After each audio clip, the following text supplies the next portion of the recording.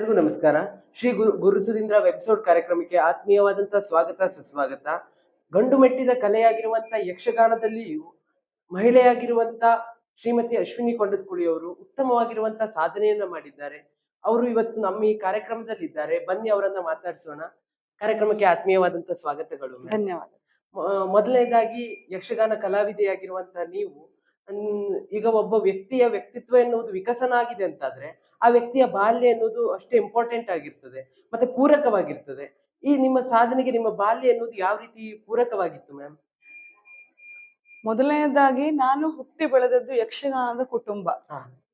ಸಂಪೂರ್ಣವಾಗಿ ಯಕ್ಷಗಾನದ ವಾತಾವರಣದಲ್ಲೇ ಬೆಳೆದವಳು ನಾನು.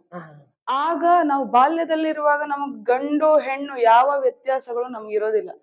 ನಮ್ಗೆ ಏನು ಕಾಣಿಸ್ತದೋ ಅದು ಮಾತ್ರ ಸತ್ಯ ಆಗಿರುತ್ತೆ. ನನಗ್ ಕಾಣಿಸ್ತಿದ್ದು ಯಕ್ಷಗಾನ ಮಾತ್ರ. ಅದನ್ನ ಗಂಡ್ಮಕ್ಳು ಮಾತ್ರ ಮಾಡ್ತಾರೆ, ಹೆಣ್ಮಕ್ಳು ಮಾಡಬಾರ್ದು. ಅದ್ಯಾವ್ದು ನಮ್ ತಲೆಯಲ್ಲೂ ಇರ್ಲಿಲ್ಲ, ಅದು ನಮ್ಗೆ ಬೇಕಾಗಿಯೂ ಇರ್ಲಿಲ್ಲ. ನನಗೆ ಕಾಣಿಸ್ತಿದ್ದು ಯಕ್ಷಗಾನ. ಆದ್ರಿಂದ ನಮ್ಮ ಮನೆಯಲ್ಲೇ ಈಗ ನನ್ನ ತಂದೆಯವರು, ದಿವಂಗತ ನನ್ನ ತಾಯಿಯವರು, ಅವರು ಕೂಡ ತಾಳಮದ್ಲೆ ಅರ್ಥವನ್ನ ಹೇಳ್ತಿದ್ರು, ಭಾಗವತಿಕೆಯನ್ನ ಮಾಡ್ತಿದ್ರು. ನನ್ನ ಅಜ್ಜ, ಮುತ್ತಜ್ಜ, ನನ್ನ ಮಾವ ಎಲ್ಲರೂ ಅಂದ್ರೆ ಒಂದೋ ಮುಮ್ಮೇಳದ ಕಲಾವಿದರು, ಇಲ್ಲ ಭಾಗವತರು. ಹೀಗೆ ನನ್ನ ಅಮ್ಮನ ಮನೆ ಕಡೆಯಿಂದಲೂ ಅಪ್ಪನ ಮನೆ ಕಡೆಯಿಂದಲೂ ಯಕ್ಷಗಾನದ ಪರಂಪರೆ. ನಾವು ಮನೆಯಲ್ಲಿ ಏನಾದ್ರು ಮಾತಾಡುವ ವಿಷಯ ಅಂತಂದ್ರೆ ಅದು ಯಕ್ಷಗಾನದ ಬಗ್ಗೆ ಆಗಿರ್ತಿತ್ತು. ಒಂದು ಪ್ರಸಂಗದ ಬಗ್ಗೆಯೋ, ಒಂದು ಪಾತ್ರದ ಬಗ್ಗೆಯೋ. ಹೀಗೆ ಅಥವಾ ನಾನು ಹೊರಗಡೆ ತಿರುಗಾಟಕ್ ಹೋಗೋದು ಅಂತಂದ್ರೆ ಅಪ್ಪನ ಜೊತೆ ಯಕ್ಷಗಾನಕ್ಕೆ ಹೋಗೋದು. ನನ್ನ ಅಮ್ಮನು ಬರ್ತಿದ್ರು. ಹೀಗೆ ನನ್ನ ತಿರುಗಾಟ ಮನೆಯಿಂದ ಹೊರಗೋದ್ರು ನನಗೆ ಯಕ್ಷಗಾನ, ಮನೆ ಒಳಗಿದ್ರು ನನಗೆ ಯಕ್ಷಗಾನ. ಆದ್ರಿಂದ ಯಕ್ಷಗಾನದ ಬಗ್ಗೆ ಆಸಕ್ತಿ ಅಥವಾ ಅಭಿಮಾನ, ಅದ್ರ ಕುರಿತಾಗಿ ತುಡಿತ ಅದು ನನಗ್ ಬಾಲ್ಯದಿಂದಲೇ ಸಿಗ್ತಾ ಹೋಯ್ತು. ಪೂರಕವಾದ ವಾತಾವರಣ ಇತ್ತು ನನಗೆ. ಅದ್ರ ಸುತ್ತಲಿನ ಪರಿಸರವೇ ಯಕ್ಷಗಾನೀಯವಾಗಿತ್ತು. ಖಂಡಿತವಾಗಿ. ಹಾಗಿದ್ರೆ ಮ್ಯಾಮ್, ಇನ್ನು ನಿಮ್ಮ ಎಜುಕೇಶನ್ ಬಗ್ಗೆ ಕೇಳೋದಾದ್ರೆ, ಈ ಯಕ್ಷಗಾನ ಮತ್ತೆ ಎಜುಕೇಶನ್ ಎರಡನೇ ಯಾವ ರೀತಿ ಹೊಂದಾಣಿಕೆಯನ್ನು ಮಾಡ್ತಾ ಇದ್ರಿ ನೀವು? ಯಕ್ಷಗಾನ ಅಂದ್ರೆ ಎಜುಕೇಶನ್ ಅಲ್ವಾ? ಅದೊಂದು ಪ್ರಪಂಚದಲ್ಲಿ ಶಿಕ್ಷಣ ಅಲ್ಲದೆ ಹೋಗಿರುವಂತಹ ವಿಷಯಗಳು ಸಾಮಾನ್ಯವಾಗಿ ಯಾವುದು ಇಲ್ಲ. ಅಕ್ಷರಾಭ್ಯಾಸವನ್ನೇ ನೀವು ಎಜುಕೇಶನ್ ಅಂತ ತಿಳಿದುಕೊಂಡ್ರೆ ಅದು ತಪ್ಪು. ವಿದ್ಯೆ ಎಲ್ಲ, ಯಕ್ಷಗಾನವು ವಿದ್ಯೆಯೇ, ಮೀನುಗಾರಿಕೆಯೂ ವಿದ್ಯೆಯೇ, ಅಡುಗೆ ಮಾಡುವುದು ವಿದ್ಯೆಯೇ, ಚಿತ್ರ ಬಿಡಿಸುವುದು ವಿದ್ಯೆಯೇ. ಆದ್ರಿಂದ ಇವೆಲ್ಲವೂ ವಿದ್ಯೆಗಳೇ. ಆದ್ರಿಂದ ಎಜುಕೇಶನ್ ಅಂತ ನಾವೇನು ಸಪರೇಟ್ ಮಾಡಿದೀವಿ ಅದು ಬೇರೆ ಅಲ್ಲ, ಇದು ಬೇರೆ ಅಲ್ಲ. ಅಕ್ಷರಾಭ್ಯಾಸ ಪ್ರತಿಯೊಬ್ಬರಿಗೂ ಬೇಸಿಕ್ ಆಗಿ ಬೇಕಾಗಿರುವಂತದ್ದು. ಅಕ್ಷರಾಭ್ಯಾಸದ ಜೊತೆಗೆ ಇದು ವಿದ್ಯೆಗಳು. ನಮ್ಮ ಶಾಲೆಗೆ ಹೋಗುವಾಗ ನಮ್ಗ 6-7 ಸಬ್ಜೆಕ್ಟ್ ಇರ್ತಿತ್ತು. ಈಗ ಒಂದೇ ಸಬ್ಜೆಕ್ಟ್ ಅನ್ನು ಕಲಿತಿರ್ಲಿಲ್ಲ ನಾವು, 6-7 ಸಬ್ಜೆಕ್ಟ್. ಅದ್ರ ಜೊತೆಗೆ ನಮ್ಗೆ ಕಲ್ಚರಲ್ ವಿಭಾಗ ಇರ್ಬೋದು ಅಥವಾ ಸ್ಪೋರ್ಟ್ಸ್ ವಿಭಾಗ ಇರ್ಬೋದು. ಇದೆಲ್ಲ ಯಾಕೆ ಇರ್ತಿತ್ತು ಹಾಗಾದ್ರೆ? ಬರೀ ಯಾವ್ದಾದ್ರು ಒಂದ್ ಸಬ್ಜೆಕ್ಟ್ ಇಡ್ಬೋದಿತ್ತಲ್ಲ. ಇದಿಷ್ಟು ಇದೆ ಅಂದ್ರೆ ಇನ್ನೂ ಅದ್ರ ಜೊತೆ ಮತ್ತೊಂದು 10 ಸೇರ್ಸ್ಕೊಂಡು ನಾವು ಕಲಿಬಹುದು ಅಂತಲೇ ಅಷ್ಟಿರೋದು. ಸಾಧ್ಯತೆಗಳು ಇವೆ. ಆದ್ರಿಂದ ಈ ಎಜುಕೇಶನ್ ಜೊತೆಗೆ ಯಕ್ಷಗಾನ ಎನ್ನುವಂಥದ್ದು ನನ್ನ ಆಸಕ್ತಿಯ ವಿಷಯ. ಯಾರು ಒತ್ತಾಯ ಮಾಡಿ ನನ್ನನ್ನು ತಳ್ಳಿದ್ದಲ್ಲ. ನನಗೆ ಆಸಕ್ತಿ ಇರೋದ್ರಿಂದ ಲಲಿತ ಕಲೆಗಳಾದ ಯಕ್ಷಗಾನ ಮಾತ್ರ ಅಲ್ಲ, ಹಲವು ಲಲಿತ ಕಲೆಗಳಲ್ಲಿ ನನಗೆ ತುಂಬಾ ಆಸಕ್ತಿ ಇದ್ದಿದ್ರಿಂದ ನಾನ್ ತೊಡಗಿಸ್ಕೊಂಡೆ ಅದರಲ್ಲಿ. ಟೈಮ್, ಆಸಕ್ತಿ ಇರೋದಕ್ಕೆ ನಾವು ಟೈಮ್ ಮಾಡ್ಕೊಳ್ತೇವೆ. ಟೈಮ್ ಇಲ್ಲ ಅನ್ನೋ ಪ್ರಶ್ನೆ ಅಲ್ಲ, ಟೈಮ್ ಮಾಡ್ಕೊಳ್ತೇವೆ ನಾವು. ಆದ್ರಿಂದ ಈಗ ಯಕ್ಷಗಾನದಿಂದ ನನಗೆ ತುಂಬಾ ಬೆನಿಫಿಟ್ ಆಗಿದ್ದೇನು ಅಂದ್ರೆ, ನಾನು ಶಾಲೆಗೆ ನಿಜವಾಗ್ಲೂ ಹೇಳ್ಬೇಕಂದ್ರೆ ತುಂಬಾ ರಜೆ ಹಾಕೋಳು. ಒಂದಿನ ಹೋದ್ರೆ 1 ವಾರ ಹೋಗ್ತಿರ್ಲಿಲ್ಲ. ಹಾಗಂತ ಯಾವತ್ತು ನನಗೆ ಪರೀಕ್ಷೆಯಲ್ಲಿ ಅಂಕಗಳು ಕಡಿಮೆ ಆಗಿದ್ದಿಲ್ಲ. ಯಾವಾಗ್ಲೂ ನಾನು ಟಾಪರೇ ಆಗಿದ್ದೆ. ಹೇಗೆ ಸಾಧ್ಯ ಆಯ್ತು ನನ್ಗೆ ಅಂತ ಅಂದ್ರೆ ಅದಕ್ಕೆ ಕಾರಣ ಈ ಲಲಿತ ಕಲೆಗಳು. ನಮ್ಮ ಏಕಾಗ್ರತೆಯನ್ನ ಜಾಸ್ತಿ ಮಾಡ್ತವೆ ಅವು. ನಮ್ಮ ನಾಲೆಜ್ ಅನ್ನ, ಈಗ ಯಕ್ಷಗಾನ ಅಂತಂದ್ರೆ ಯಾವ ವಿಷಯ ಬೇಡ, ಅದಕ್ಕೆ ಎಲ್ಲವೂ ಬೇಕು. ಹಿಂದಿನ ಪುರಾಣವೂ ಬೇಕು, ಕರೆಂಟ್ ಅಫೇರ್ಸು ಬೇಕಾಗತ್ತೆ. ಆದ್ರಿಂದ ಯಕ್ಷಗಾನ ಅನ್ನುವಂಥದ್ದು ಮತ್ತೆ ಏಕಾಗ್ರತೆಗೆ ಅದು ಎಷ್ಟು ಸಹಾಯಕ ಆಗಿದೆ ಅಂತ ಅಂದ್ರೆ, ಒಬ್ಬ ಪಾತ್ರಧಾರಿಯಾಗಿ ರಂಗದಲ್ಲಿ ನಿಂತಾಗ ಕಥೆಯ ಬಗ್ಗೆ ಲಕ್ಷ್ಯ ಇರಬೇಕಾಗತ್ತೆ, ಸನ್ನಿವೇಶದ ಬಗ್ಗೆ ಲಕ್ಷ್ಯ ಇರಬೇಕಾಗತ್ತೆ. ಭಾಗವತರು ಏನ್ ಹೇಳ್ತಾರೆ, ಚಂಡೆ ಮೊದ್ಲೆಯವರು ಏನು ನುಡಿಸ್ತಾರೆ ಅನ್ನೋದ್ರ ಬಗ್ಗೆ ಲಕ್ಷ್ಯ ಇರ್ಬೇಕಾಗತ್ತೆ. ಅದಕ್ ನಾವ್ ಏನು ಕುಣಿಬೇಕು ಅನ್ನೋದ್ರ ಬಗ್ಗೆ ತಯಾರಿ ಇರ್ಬೇಕು. ಎದುರು ಪಾತ್ರಧಾರಿ ಏನ್ ಮಾತಾಡ್ತಾರೆ ಅದಕ್ ನಾವ್ ಏನ್ ಮಾತಾಡ್ಬೇಕು ವಾಪಸ್. ಯಾಕಂದ್ರೆ ಬಾಯ್ಪಾಠ ಮಾಡಿ ಮಾತಾಡೋದಲ್ಲ. ಇವತ್ತು ಸಿಕ್ಕಿದ ಕಲಾವಿದ್ರು ನಾಳೆ ಸಿಕ್ಕೋದಿಲ್ಲ ನಮ್ಗೆ. ಆದ್ರಿಂದ ಎಲ್ಲ ಆನ್ ಸ್ಪಾಟ್ ಅಲ್ಲಿ, ಪ್ಲಸ್ ನಾವು ಮೇಕಪ್, ಇದೆಲ್ಲ ಹೆವಿ ಕಾಸ್ಟ್ಯೂಮ್ ಹಾಕೊಂಡು ಎನರ್ಜಿಯನ್ನ ಮ್ಯಾನೇಜ್ ಮಾಡುವಂತದ್ದು. ಇದೆಲ್ಲದನ್ನು ನಾವು ಏಕಕಾಲದಲ್ಲಿ ಮಾಡಬೇಕಾದ್ರೆ ಹ. ಎಷ್ಟು ನಮ್ಗೆ ಏಕಾಗ್ರತೆ ಬೇಕಾಗ್ತದೆ. ಹೌದು. ಅದು ಹ. ಯಕ್ಷಗಾನದಿಂದ ಸಿಕ್ಕಂತಹ ಏಕಾಗ್ರತೆ ಅನ್ನುವಂಥದ್ದು ಹ. ನನ್ನ ವಿದ್ಯಾಭ್ಯಾಸ ಅಂದ್ರೆ ಶಾಲೆಯ ಅಥವಾ ಕಾಲೇಜಿನ ಎಜುಕೇಶನ್ನಿಗೂ ಹ. ತುಂಬಾ ಹೆಲ್ಪ್ಫುಲ್ ಆಗಿತ್ತು. ಅಂದ್ರೆ ಅಳವಡಿಸ್ಕೊಂಡ್ರಿ ನೀವು ಅದನ್ನ? ಖಂಡಿತವಾಗಿ. ಹಾ ಹಾ ಹಾ. ಹಾಗಿದ್ರೆ ಇನ್ನು ಮ್ಯಾಮ್ ನಿಮ್ ಮನೆಯಲ್ಲಿ ಯಾವ ರೀತಿ ಯಕ್ಷಗಾನಕ್ಕೆ ಸಪೋರ್ಟ್ ಇತ್ತು? ಮತ್ತೆ ಯಾವ ರೀತಿ ಅವರು ನಿಮ್ಮ ಯಕ್ಷಗಾನ ಫೀಲ್ಡ್ ನಾನು ಹೋಗ್ತೇನೆ ಅಂತ ಹೇಳಿದಾಗ ಅವರು ಯಾವ ರೀತಿಯಾಗಿ ಅದಕ್ಕೆ ಒಪ್ಪಿಗೆಯನ್ನು ಸೂಚಿಸಿದ್ರಾ? ಯಾವ ರೀತಿ? ಒಂದು ನನ್ನ ಬಾಲ್ಯದಲ್ಲಿ ಹ. ಆ ನಮ್ಮ ತಂದೆಯವರೇ ಅವರದ್ದು ಟೀಮ್ ಸ್ಟಾರ್ಟ್ ಆಯ್ತು ಪೂರ್ಣಚಂದ್ರ ಅಂತ. ಆ, ಆಗ ಬಾಲ್ಯದಲ್ಲಿ ಸಣ್ಣ ಪುಟ್ಟ ವೇಷಗಳಿಗೆ ಟೀಮ್ಗೆ ಮಕ್ಕಳು ಬೇಕಾಗಿತ್ತು. ಆ, ಆದ್ರಿಂದ ನಾನು ಹೋಗ್ತಿದ್ದೆ. ಆ, ಹಾ, ಹಾ, ಸ್ವಲ್ಪ ದೊಡ್ಡವಳಾದ್ಮೇಲೆ ಅಂದ್ರೆ ಅಪ್ಪನ ಹತ್ರನೇ ಬೇಸಿಕ್ ಎಲ್ಲ ಕಲ್ತಿದ್ದು ಫಸ್ಟಿಗೆ. ಹಾ. ಸ್ವಲ್ಪ ದೊಡ್ಡವಳಾಗ್ತಾ ಬಂದಾಗ ಯಕ್ಷಗಾನದಲ್ಲಿ ಆಸಕ್ತಿ ಹೆಚ್ಚಾಯ್ತು. ಹಾಗಂತ ಯಕ್ಷಗಾನವನ್ನೇ ಜೀವನ ಮಾಡ್ಕೊಳ್ತೇನೆ ಅಥವಾ ಅದೇ ನನ್ಗೆ ಜೀವನ ಆಗ್ತದೆ ಅನ್ನೋ ಯಾವ ಕಲ್ಪನೆಯೂ ಇಲ್ಲ. ಹ್ಮ್ ಹ್ಮ್ ಹ್ಮ್ ಹ್ಮ್ ಹ್ಮ್. ಮುಂದೆ ನಾನ್ PUC ಓದ್ತಾ ಇರುವಾಗ ನನ್ನ ಅಮ್ಮನ ಡೆತ್ ಆಗತ್ತೆ. ಹಾ ಹಾ ಹಾ. ಆ ಸಂದರ್ಭದಲ್ಲಿ ತುಂಬಾ ಡಿಪ್ರೆಷನ್ಗೆ ಹೋದಂತ ಸಂದರ್ಭ. ಹ. ನನ್ನನ್ನ ಮತ್ತೆ ಎತ್ತಿ ಹಿಡಿದಿದ್ದು ಹ. ಯಕ್ಷಗಾನ ಮಾತ್ರ. ಹಾ ಹಾ. ಯಾವ ವ್ಯಕ್ತಿಗಳು ಇಲ್ಲ, ಯಾವ ಸಂಬಂಧಗಳು ಇಲ್ಲ, ಹ್ಮ್. ಯಾವುದೂ ಇಲ್ಲ. ಯಕ್ಷಗಾನ ಒಂದೇ ನನಗೆ ಮರುಜನ್ಮವನ್ನು ಕೊಟ್ಟಿದ್ದು. ಅದಕ್ಕೆ ನನಗದು ತಾಯಿ ಇದ್ದ ಹಾಗೆ. ಹಾ ಹಾ ಹಾ. ಆದ್ರಿಂದ ನಾನು ಯಾವ ಮಕ್ಕಳು ತಾಯಿಯನ್ನು ಬಿಡ್ಲಿಕ್ಕೆ ಇಷ್ಟಪಡ್ತಾರೆ? ಹಾ ಹಾ ಹಾ. ಆದ್ರಿಂದ ಹ. ಇಲ್ಲ ನನ್ಗೆ ಇದು ಬೇಕು, ನನ್ಗೆ ಇದನ್ನ ಬಿಡ್ಲಿಕ್ಕೆ ಆಗೋದಿಲ್ಲ, ಇದು ಬೇಕು ಹ. ಅಂತ ಅನ್ಸುವ ಸಂದರ್ಭ. ಹ. ನನ್ನ ತಂದೆಯವರ ವಿರೋಧ ಇತ್ತು. ಹ. ಇದರಲ್ಲಿ ಕಂಪ್ಲೀಟ್ ತೊಡಗಿಸ್ಕೊಳ್ಲಿಕ್ಕೆ ಆಗೋದಿಲ್ಲ ಹೆಣ್ಣು ಮಕ್ಕಳಿಗೆ. ಯಾಕೆ ಅಂತ ಅಂದ್ರೆ ಹ.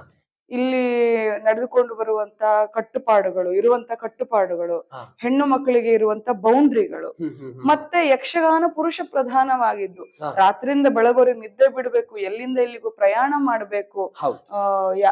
ವೇಷಗಳನ್ನ ಮಾಡಿ ನಿಮ್ಗೆ ಎಷ್ಟು ಹುಷಾರಿಲ್ಲ ಅಂದ್ರೂ ವೇಷಗಳನ್ನ ಮಾಡಿ ಪರ್ಫಾರ್ಮ್ ಮಾಡ್ಬೇಕಾಗತ್ತೆ. ಹಾ ಹಾ ಹಾ. ಆದ್ರಿಂದ ಇದ್ರಲ್ಲಿ ಸೆಣಸಾಡೋದು ಸುಲಭ ಇಲ್ಲ, ಹ್ಮ್. ತುಂಬಾ ಕಷ್ಟ. ಇಲ್ಲಿ ಗಂಡಸರಿಗೆ ಕಷ್ಟ, ಹೆಣ್ಮಕ್ಳಿಗೆ ಆಗೋದಿಲ್ಲ ಅಂತ. ಹಾ. ನನಗೆ ಯಾಕೆ ಆಗೋದಿಲ್ಲ ಅನ್ನೋದು ಪ್ರಶ್ನೆ. ಯಾಕೆ ಆಗಲ್ಲ? ಒಂದು ಆರ್ಮಿಯಲ್ಲಿ ಈಗ ಹೆಣ್ಮಕ್ಳು ಬರಲ್ವಾ? ಹಾ ಹಾ. ಒಂದು IAS ಅಧಿಕಾರಿಯಾಗಿ ಹೆಣ್ಮಕ್ಳು ಬಂದ್ರೆ ನಾವು ಖುಷಿ ಪಡ್ತೇವೆ, ಒಬ್ಬ ಪೊಲೀಸ್ ಅಧಿಕಾರಿ ಆದ್ರೆ ಖುಷಿ ಪಡ್ತೇವೆ. ಹಾ. ಮೊದ್ಲು ಇದ್ರಲ್ಲೆಲ್ಲ ಗಂಡಸರೇ ಇದ್ದದ್ದು, ಹಾ. ಇತ್ತೀಚಿನ ಬೆಳವಣಿಗೆಗಳು ಅದೆಲ್ಲ. ಹೌದೌದು. ಆದ್ರಿಂದ ಯಾಕೆ ಇದ್ರಲ್ಲಿ ವೈ ಹಾ. Not in Yakshagana? ಹಾ ಹಾ ಹಾ. ಮತ್ತೆ ಇದು ಗಂಡಸರಿಗೆ ಚಾಲೆಂಜ್ ಕೊಡ್ಬೇಕು ಅಂತ ಖಂಡಿತವಾಗಿಯೂ ಅಲ್ಲ. ಹಾ ಹಾ ಹಾ. ನಮಗ ನಾವೇ ಚಾಲೆಂಜ್ ಕೊಟ್ಕೊಳ್ಳೋದು ಬಿಟ್ರೆ ಇದು ಇನ್ನೊಬ್ರಿಗೆ ಚಾಲೆಂಜ್ ಕೊಡುವಂತದ್ದಲ್ಲ. ಹಾ. ಯಾವಾಗ್ಲೂ ಅಷ್ಟೇ, ಯಕ್ಷಗಾನ ಅಂತಲ್ಲ, ಯಾವ ವಿಷಯದಲ್ಲಾದ್ರೂ ಹ್ಮ್.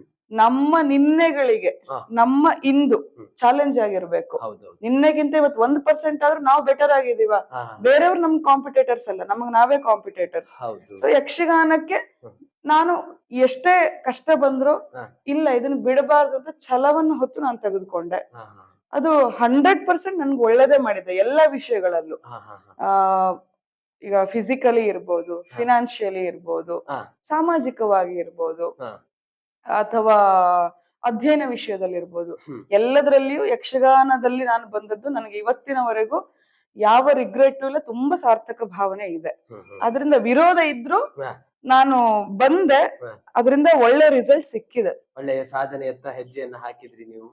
ಮ್ಯಾಮ್, ಇನ್ನು ನಾವು ಕೇಳ್ಪಟ್ಟ ಹಾಗೆ ನೀವು ವಿವಿಧ ತರಬೇತಿಗಳನ್ನ ಯಕ್ಷಗಾನ ತರಬೇತಿಗಳನ್ನ ಮಾಡ್ತಾ ಇದ್ದೀರಿ ಅಂತ ಹೇಳಿ ಕೇಳ್ಪಟ್ಟೆ. ಇತ್ತೀಚಿನ ದಿನಗಳಲ್ಲಿ ಯಕ್ಷಗಾನವನ್ನ ಕಲಿಯುವಂತ ವಿದ್ಯಾರ್ಥಿಗಳು, ಆಸಕ್ತಿ ಉಳ್ಳಂತ ವಿದ್ಯಾರ್ಥಿಗಳು ಕೆಲವೊಂದು ಎಜುಕೇಶನ್ ಪ್ರೆಷರ್ ಇಂದಾಗಿ ಇದು ಯಾವುದೇ ಕ್ಷೇತ್ರಕ್ಕೂ ಬರ್ತಾ ಇಲ್ಲ. ಅಂತ ವಿದ್ಯಾರ್ಥಿಗಳಿಗೆ ಏನ್ ಹೇಳಲಿಕ್ಕೆ ಇಷ್ಟಪಡ್ತೀರಿ ಮೇಡಮ್? ಅದು ಬಹುಶಃ ಅವರ ತಂದೆ ತಾಯಿಗಳಿಗೆ ಹೇಳಬೇಕಾದಂತ ವಿಷಯ. ಹಾ ಹಾ ಹಾ. ಯಾಕಂದ್ರೆ ವಿದ್ಯಾರ್ಥಿಗಳಿಗೆ ಬಹಳಷ್ಟು ಆಸಕ್ತಿ ಇರುತ್ತೆ ಹೌದು. ನಾವೆಲ್ಲದನ್ನು ಕಲಿಬೇಕು ಅಂತ. ಹಾ. ಆದ್ರೆ ತಂದೆ ತಾಯಿಗಳಾದವ್ರು ಏನ್ ಅಂದ್ಕೊಳ್ತಾರೆ ಅಂತಂದ್ರೆ, ಹ್ಮ್. ಬೇರೆಯ ಎಜುಕೇಶನ್ ಬಿಟ್ಟು ಅಂದ್ರೆ ಶಾಲೆಯ ಅಥವಾ ಕಾಲೇಜಿನ ವಿದ್ಯಾಭ್ಯಾಸವನ್ನ ಬಿಟ್ಟು ಹಾ. ಬೇರೆದ್ರಲ್ಲಿ ತೊಡಗಿಸಿಕೊಂಡ್ರೆ ಹ್ಮ್. ಇಲ್ಲಿ ಮಾರ್ಕ್ಸ್ ಕಡಿಮೆ ಆಗತ್ತೆ, ಹಾ. ಇಲ್ಲಿ ರಿಸಲ್ಟ್ ಚೆನ್ನಾಗ್ ಬರಲ್ಲ, ಹಾ ಹಾ ಹಾ. ವಿದ್ಯಾಭ್ಯಾಸ ಕುಂಠಿತ ಆಗತ್ತೆ, ಜಾಬಿಗೆ ಹೋಗಲ್ಲ. ಹಾ. ಇದು ಪೇರೆಂಟ್ಸ್, ಪೋಷಕರು ಅವರು ಕಲ್ಪನೆ ಮಾಡಿಕೊಳ್ಳುವಂತ ವಿಷಯ. ಹೌದು. ಈಗ ನಾನು ಕೇವಲ ಯಕ್ಷಗಾನ ಆರ್ಟಿಸ್ಟ್ ಮಾತ್ರ ಅಲ್ಲ, ಹಾ. ನಾನು ಸೈಕಾಲಜಿಸ್ಟ್ ಕೂಡ ಹೌದು. ಹೌದು. ಸೈಕಾಲಜಿಸ್ಟ್ ಆಗಿ ನಾನು ಹೇಳೋದಾದ್ರೂ, ಹಾ. ನೀವು ಎಷ್ಟು ಕಲೆಗಳಲ್ಲಿ ನಿಮ್ಮನ್ನ ತೊಡಗಿಸ್ಕೊಳ್ತೀರಿ ಹಾ. ಅಷ್ಟು ನಿಮ್ಮ ವಿದ್ಯಾಭ್ಯಾಸ ಚೆನ್ನಾಗೇ ಇರುತ್ತೆ. ಹಾ ಹಾ ಹಾ. ಅದು ಸುಮ್ನೆ ಅದೊಂದು ಮೌಢ್ಯ, ಅದೊಂದು ತಪ್ಪು ಕಲ್ಪನೆ ಅಷ್ಟೇ. ಹಾ ಹಾ ಹಾ. ನೀವು ಖಂಡಿತವಾಗಿ ಈಗ ಒಂದು ಸಣ್ಣ ಮಗುವಿಗೆ ಹ್ಮ್. ಮಲ್ಟಿಲಿಂಗ್ವಲ್. ಈಗ ನೀವು ಒಂದು ಭಾಷೆಯನ್ನ ಆಡಿದ್ರೆ ಒಂದು ಭಾಷೆನ ಮಾತ್ರ ಕಲಿಯತ್ತೆ. ಹಾ ಮಲ್ಟಿಲಿಂಗ್ವಲ್, ಮಲ್ಟಿ ಲ್ಯಾಂಗ್ವೇಜ್ ಅನ್ನ ವಾತಾವರಣ ಸಿಕ್ಕಿದ್ರೆ ಎಲ್ಲ ಭಾಷೆನ ಕಲಿಯೋದಿಲ್ವಾ ಅದು?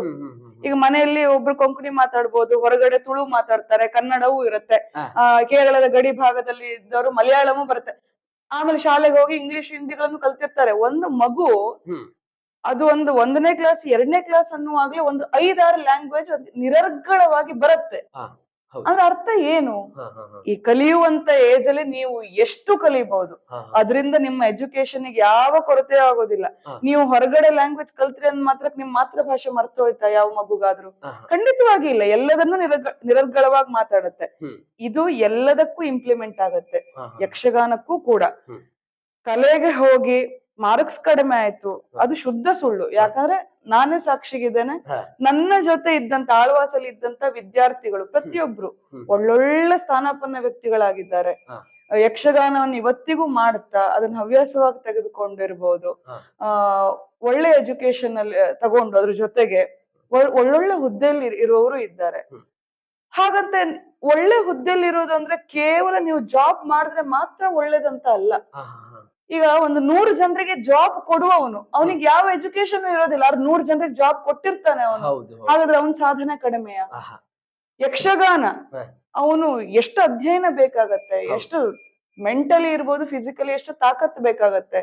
ನಮ್ಮ ಕಲೆಯನ್ನ, ನಮ್ಮ ಸಂಸ್ಕೃತಿಯನ್ನ ಉಳಿಸುವಂತದ್ದು. ಅದ್ರಲ್ಲಿ ಮೇರು ಸ್ಥಾನಕ್ಕೆ ಹೋದ್ರೆ ಅದು ಯಾವ ಜಾಬಿಗೂ ಕಡಿಮೆ ಇಲ್ಲ.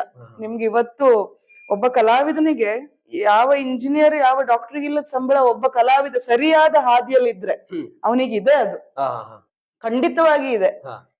ಆದ್ರಿಂದ ಯಾವುದೇ ಇರ್ಬೋದು, ಯಾವ ವೃತ್ತಿ ಇರ್ಬೋದು. ಒಂದು ಚಾ ಮಾರುವವ, ಬೆಂಗಳೂರಲ್ಲಿ ಒಬ್ಬ ಚಾ ಮಾರುವವ ಇದ್ದಾನೆ. ಅವನು ಒಂದು ಫ್ಲಾಸ್ಕ್ ಗಳಲ್ಲಿ, ಒಂದು 4-5 ಫ್ಲಾಸ್ಕ್ ಗಳಲ್ಲಿ ಚಾ ಮಾಡ್ಕೊಂಡು ಬಂದು ಮಾರ್ತಾನೆ. ಬೆಳಗಿಂದ ಸಂಜೆ ತನಕ ಒಂದು ದಿನದ ದುಡಿಮೆ 45,000-50 ಸಾವಿರ ಅವನಿಗೆ, ಬರೀ ಚಾ ಮಾಡೋದು. ಹಾಗಾದ್ರೆ ಇದು ಕಡಿಮೆಯಾ? ಒಂದು ದಿನಕ್ಕಷ್ಟು ದುಡಿಮೆ ಇದೆ. ಖರ್ಚೆಲ್ಲ ಹೋದ್ರುನು ನೆಟ್ 30 ಸಾವಿರ ಉಳಿತದೆ ಒಂದು ದಿನಕ್ಕೆ ಒಬ್ಬ ವ್ಯಕ್ತಿಗೆ ಅಂತ ಆದ್ರೆ ಇದ್ರಲ್ಲಿ ಯಾವ್ದು ಕಡಿಮೆ ಆಯ್ತು?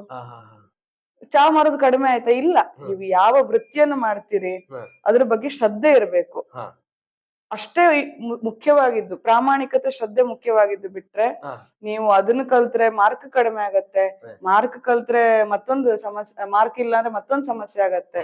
ಅದೆಲ್ಲ ಸುಮ್ಮನೆ ಕಲ್ಪನೆಗಳಷ್ಟೇ. ವ್ಯಕ್ತಿ ನೋಡುವಂತ ದೃಷ್ಟಿ ಬದಲಿಸಬೇಕು ಅಂತ ಹೇಳುದು. ನಿಮ್ಮ ಗುರಿ, ನಿಮ್ಮ ಪ್ರಾಮಾಣಿಕ ಪ್ರಯತ್ನ, ನಿಮ್ಮ ಶ್ರದ್ಧೆ ನಿಮ್ಮನ್ನ ಎತ್ತರ ಕೊಂಡೊಯ್ದೇ ಒಯ್ಯುತ್ತೆ. ಮ್ಯಾಮ್, ಇಷ್ಟೋ ತನಕ ಒಳ್ಳೆ ನುಡಿಗಳನ್ನ ಆಡ್ತಾ ಈ ಸಮಯವನ್ನ ನಮ್ಮೊಂದಿಗೆ ಕಳೆದಿದ್ದೀರಿ. ನಿಮ್ಮ ಜೀವನವು ಮತ್ತು ಸಾಧನೆಯ ಹಾದಿಯನ್ನು ತಲುಪಿದ್ದೀರಿ. ನೀವು ಇನ್ನೂ ಹೆಚ್ಚಿನ ಸಾಧನೆ ಮಾಡುವಂತಾಗ್ಲಿ ಅಂತ ಆಶಿಸ್ತಾ ಕಾರ್ಯಕ್ರಮದಲ್ಲಿ ಧನ್ಯವಾದವನ್ನು ತಿಳಿಸ್ತಾ ಇದ್ದೇವೆ. Thank you ma'am. ಧನ್ಯವಾದಗಳು.